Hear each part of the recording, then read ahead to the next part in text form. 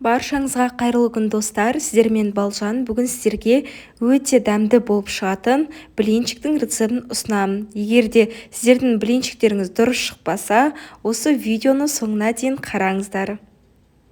Мен үнемі осы рецептпен жасаймын, өте дәмді болып шығады. Ол үшін бізге сүт, жұмыртқа, ұн, сұйық май, қант және шымшым тұз қажет болады.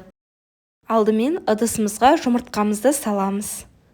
Содан соң жұмыртқамыздың үстіне қантымызды саламыз. Және үстіне шымшым тұзымызды салып, венчик пен қантымыз ерігенше жақсылап араластырамыз. Жақсылап біркелкі болғанға дейін венчик пен араластырамыз.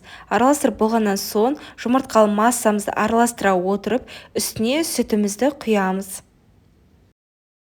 Енді үстіне ұн қосамыз. Ұнды міндетті түрде електен өткізіп қосыңыздар. Ұнның барлық мөлшерін бірден қосып жібермеңіздер, аз-аздан бөліп қосыңыздар. Егер де бірден қосып жіберсеңіздер, онда бізде массамыз қою болып кетуі мүмкін. Сол үшін 2-ге немесе 3-ке бөліп қосамыз. Жақсылап венчикпен біркелкі болғанға дейін араластырып аламыз.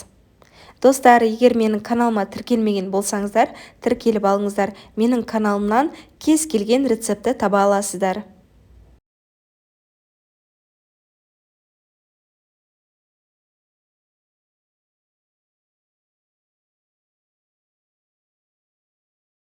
Мінекей біркелкі болғанға дейін жақсылап араластырып алдық. Енді үстіне сұйық күнбағыс майын құйып, тағы да венчикпен біркелкі болғанға дейін араластырып аламыз.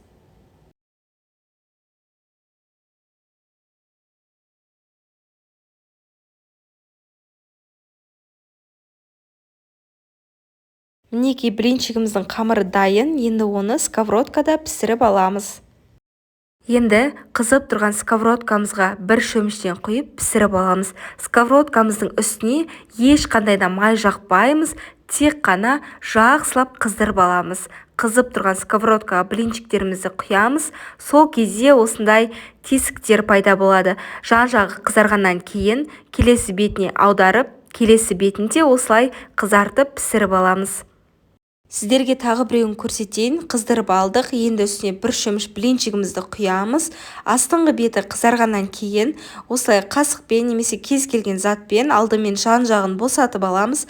Содан кейін блинчигімізді келесі бетіне аударамыз. Осылай пісіп шығады. Өте дәмді болып шығады. Сіздерге де жасап көруге кеңес беремін. Барлық блинчиктерімізді осылай пісіріп аламыз. Достар, егер видео ұнаса, лайк басып, комментарий қалдырып кетіңіздер. Және менің каналыма жазылуды ұмытпаңыздар. Ал ас болсын. Өз отбасыңызды дәмді тағамдармен қуанта беріңіздер.